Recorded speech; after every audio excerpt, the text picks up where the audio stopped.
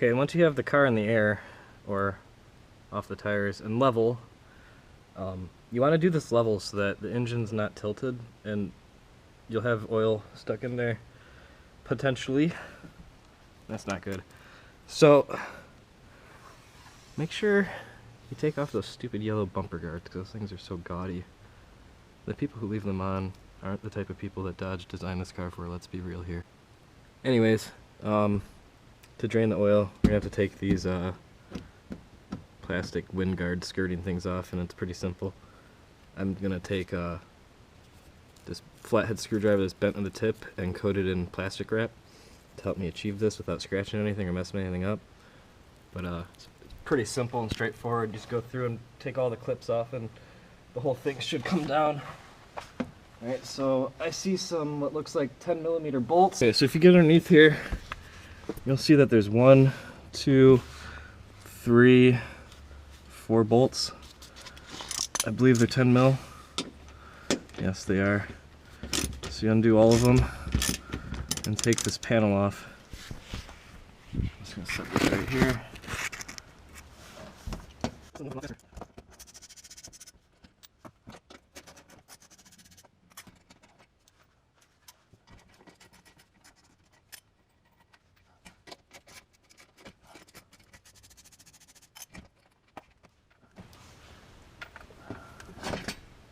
Alright, so that just slides back and scoots over. What I'm going to do now is put the screws back in place so that I don't lose or misplace them.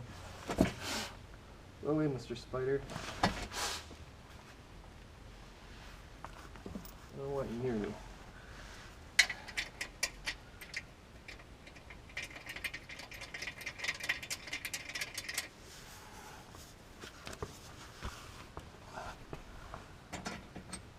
Alright, so I'm not going to put these two in yet because I want to get this piece off, which is going to be needed for the oil cooler drainage.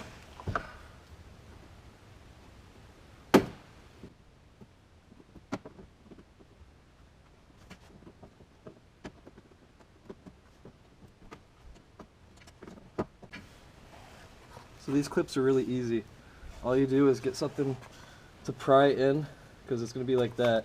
You get something right that and just pry, separate the inner core, and then this piece will just come right out. They're really easy to get out. There's 3 up in here. There are 1, 2, 3 in these holes. And then there's one over here. Alright, let's get these out. Tie rod vision. Alright, so everywhere.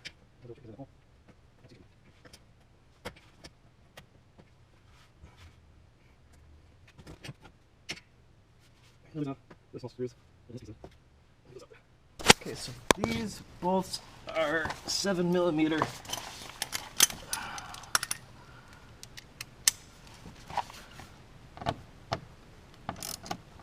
Oh no.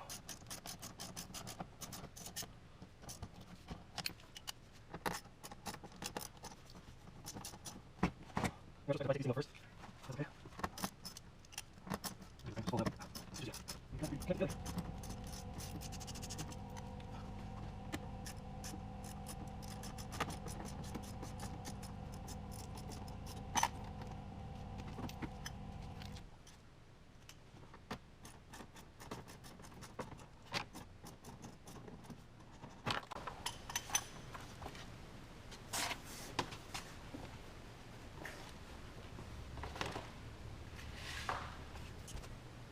So that is the under shielding, whatever you want to call it.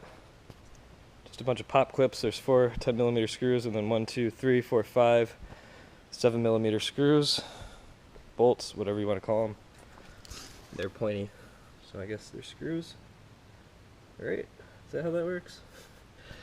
Okay, so anyways, next is to drain the oil.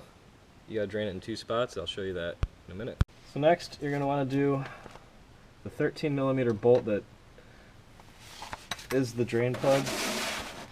Situate your drain pan in the way. The trick to not getting wet is push on the drain plug while you unscrew it. Alright, it's ready to come out, so now I can just didn't get a drop of oil on me. Make sure you set that aside and let that drain out.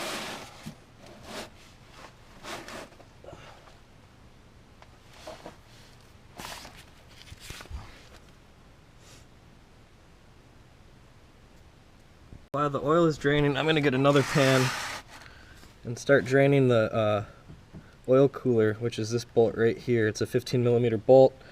You just undo it, let it drain. There's not going to be much oil, but it is something you must do in order to change the oil in this car. That's okay. It's not on there very tight. Actually, those are easy to come off. Once again, I'm going to push on the bolt as I unthread it, so that it keeps a seal for when the bolt is actually free, which is any moment now. It's a long bolt. Right? Nope, it's out. Oh, that ain't nothing. I thought it was gonna jump out at me.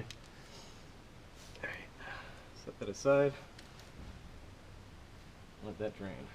You know, I'm not really much of a God-fearing man, but there are certain thoughts that run through your mind when you're underneath a 4,500-pound car called a demon.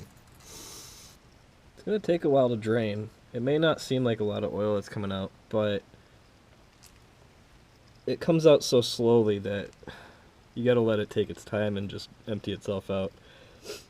I don't suggest putting the bolt back in until even the dripping has stopped. Like, it's gonna, after the stream has finished, it's gonna start dripping, and then when the dripping has stopped is when I put the bolt back in. So that way we get all the old oil out. Because what's the point of doing an oil change if you're gonna leave some of it in? And it's dumb, especially in a car like this. So, take your time, do things right. One thing I like to do, which some people consider optional, some people don't, as do it. Basically, if the filter is horizontal, installed like this, I will fill the oil filter up most of the way with oil, so that when I start the engine, it's got oil pressure. I have to fill it all the way. And then just dip your finger in, wet the ring. That's not optional. You definitely want to wet the gasket with oil so that it comes off easily next time. If the oil filter is horizontal, like sideways, then I'm not going to pre-fill the filter, obviously, but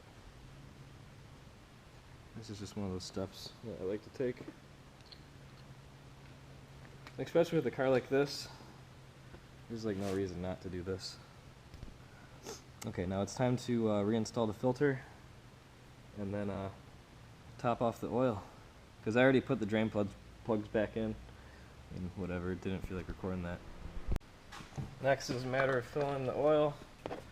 Make sure you clean your funnel.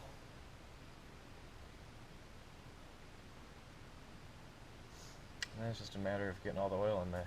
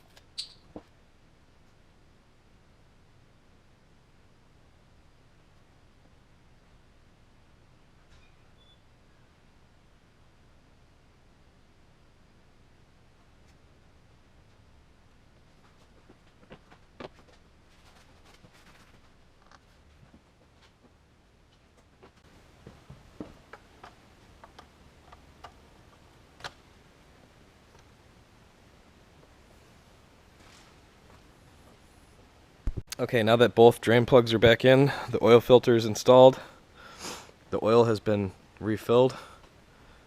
Now is a matter of putting the underskirting back together and taking it off the blocks, and it should be good to go. So to recap, you will need 7 quarts of full synthetic 0W40. I guess they recommend Pennzoil, Mopar.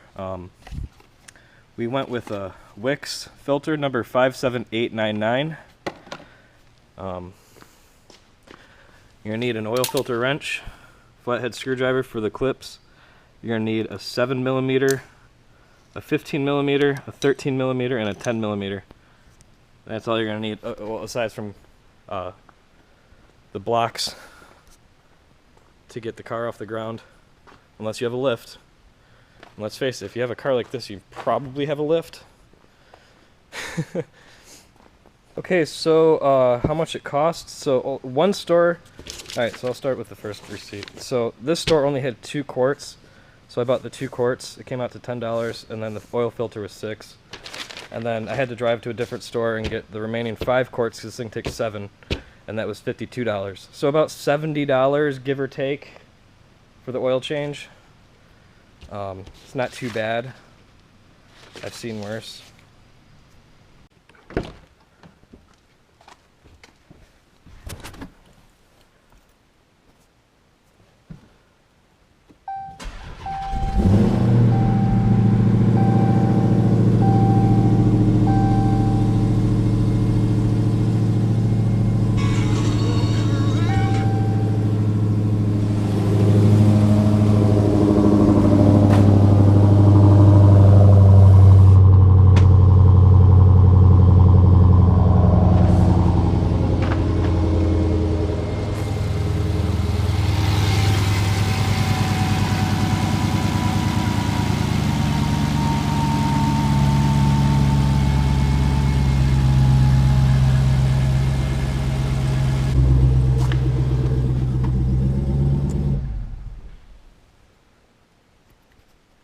And that's all it takes. Thanks for watching. If you like this content, consider subscribing. It'll help the channel out a lot and make it grow. And I appreciate the time you spent watching this video. I really do. And if you have any questions or comments, leave them in the box below. Tell me what you want to see. No, you're not going to find out what this thing runs in a quarter mile just yet. That'll come eventually, but for right now, that's a secret.